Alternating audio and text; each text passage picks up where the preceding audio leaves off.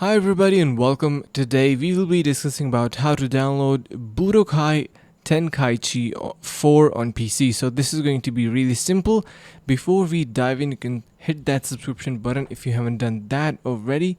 Let's just hop onto our process. Now what you're going to do is, first of all, you can see in here we have this download button, but we have this file hippo site, which is a really trusted site and I use it myself as well.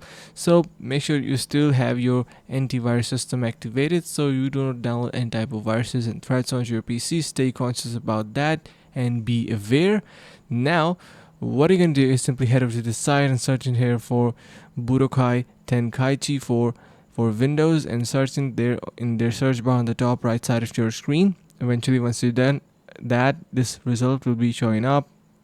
You can see the technical properties and much more as well. So you can click on this, download the latest version for free, and eventually the download processing will be started. So it is that simple. Make sure to subscribe if this information was helpful.